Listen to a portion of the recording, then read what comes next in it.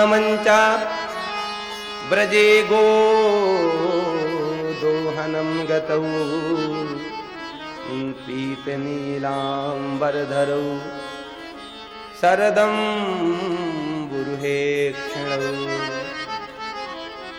ऐसे भाव में भावित हो गए पूछो मत।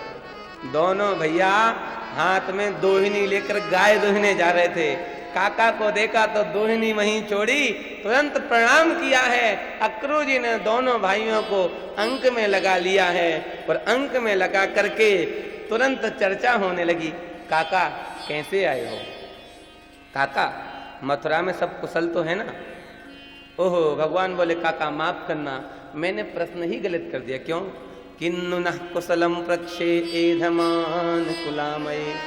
अरे जब तक मथुरा में कंस रूपी कैंसर की बीमारी है तब तक कोई सुखी नहीं होगा। अक्रूर जी बोले नाथ जब आपको सब पता है तो क्यों देर कर रहे हो? जब कैंसर की बीमारी का ऑपरेशन कब करोगे? ठाकुर जी बोले कल। तो बोले हम लेने आए हैं उसी के लिए। लेकिन सुनो काका, ये बात मैया को मत बताना, बाबा को मत बताना। अगर कानों कान खबर लग गई तो फिर मैं जा नहीं पाऊंगा। चर्चा चल रही थी, नंद बाबा गए। अरे अक्रूर कब आए? तुरंत अक्रूर जी को लिया है, अंदर ले गए हैं। रात्रि कालीन हुई है। ठाकुर जी दोनों भाइयों ने पैर दबाए हैं। सारी चर्चा हुई है, तुम मुझे कहाँ ले चलना, कहाँ छोड़ देना। सारी चर्चा होने के बाद जैसे प्रातःकालीन हुआ है, रोज ठाकुर जी तब जगते थे जब मैया लोरी गाती थी। जागो मोहन प्यारे,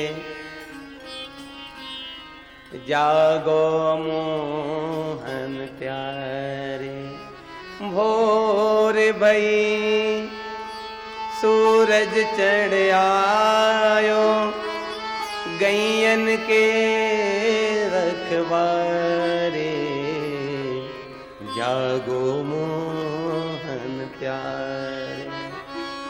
मैया रोज लोरी गा के जगाती थी, जल लेके आंख धुलाती थी, कुल्ला कराती थी गरम गरम पानी से अपने हाथ से।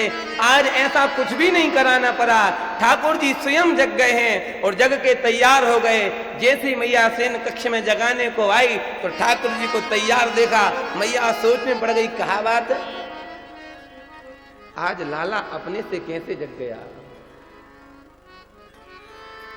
ठाकुर जी मैया के गले से लूम गए। मैया, हाँ बेटा, इतना होशियार तू कब से है गो? अरे मैया अब बड़ो है गो का छोटो ही बनू रहूंगो, रोज तू उठाएगी। मैया एक बात कहूं?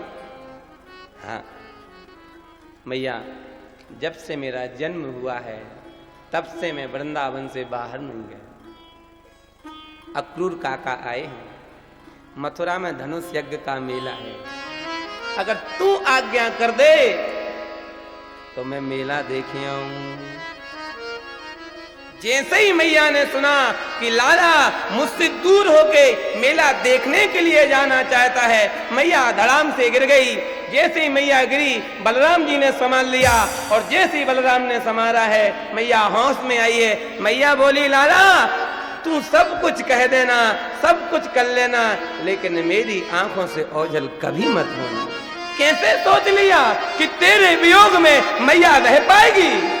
मैया तड़प के मर जाएगी लेकिन तुझे छोड़ नहीं पाएगी।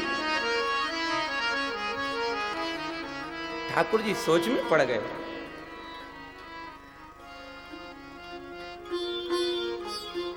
मैया नहीं जाने देगी।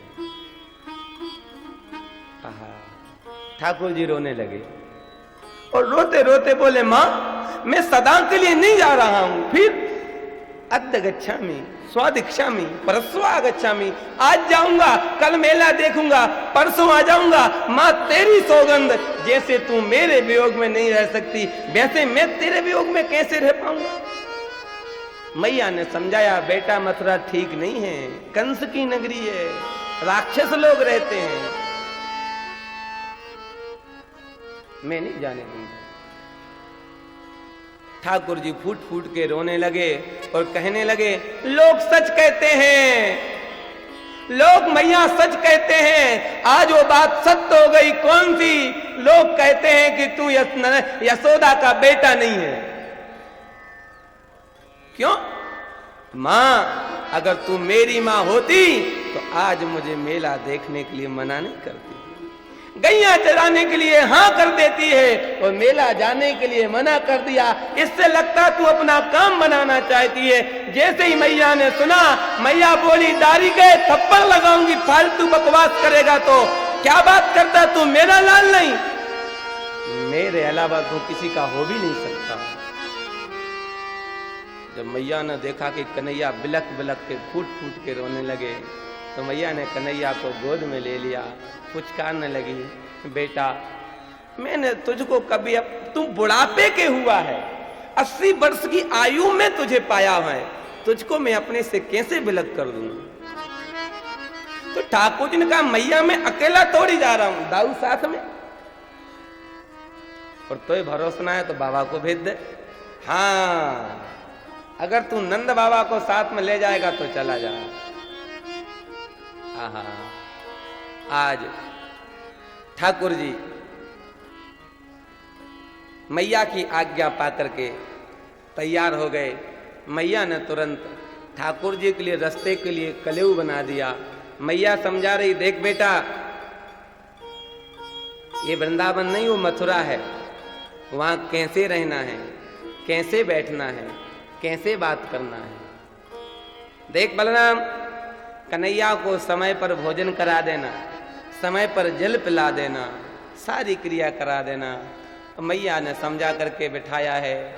दोनों भाई रथ पर बैठ गए हैं और रथ पर बैठ करके जैसे ही दोनों भाई जाने लगे, गोपियों को पता चला है क्या कि हमारे प्राणधन हमको छोड़ के जा रहे हैं। अब तो गोपियां रोने लगी, उनके वियोग में हम कैसे जिएंगे। एक गोपी बोली, वीर रोने से काम नहीं चलेगा। क्यों?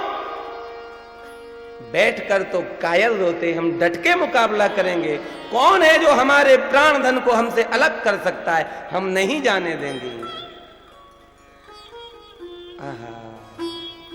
सारी की सारी गोपियां अपने अपने घर से निकली हैं और नंद बाबा के महल के सामने आ गई। यहीं से तो निकलेंगे। ठाकुर जी रथ पर बैठे हैं, आगे बढ़ने लगे। गोपियां बोली, प्राणनाथ तुम हमको छोड़ के नहीं जा सकते हो। ठाकुर जी ने कहा, गोपियों मैं सदा के लिए थोड़ी जा रहा हूं, बस मेला देखूंगा, आ जाऊंगा। गोपियां बोली, तिटिर्युगायते त्वाम अपश्यताम, तुम्हारे बिना हम एक क्षण नहीं जीवित रह सकती हो। तुम 2 दिन की बात कर रहे हो, कितने निर्मोही हो। हम तुम्हारे वियोग में रो रही हैं, तड़प रही हो, तुम हंसते हुए कह रहे हो अद्य गच्छामि स्वाद गच्छामि परस्वा गच्छामि।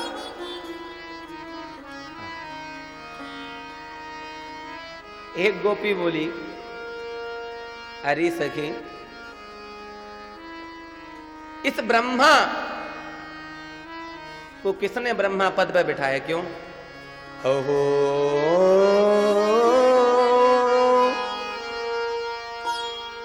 अहो विधाता तब न कुचित दया, संयोज्य मित्रा प्रणयन वैहिनाम, ताश्चाकृतार्थान्य विनक्ष्य पार्थकम, विक्रीडितन्ते भगचेष्टितं यथा। अरे विधाता, जब तुझे वियोग कराना ही था तो संयोग क्यों कराया है? संयोज मैत्रा प्रणयन वापी, हमारे प्राण लेने के लिए हमसे संयोग कराया। एक गोपी बोली, विधाता ब्रह्मा को गाली क्यों देती? ये देखो ना अक्रूर। अरे वीर, इसका किसने नाम अक्रूर रखा है? क्रूरस्तुम अक्रूर समाख्यास्मिन्, क्रूरस्तुम अक्रूर ऋषमास्यास्मिन् नक्ष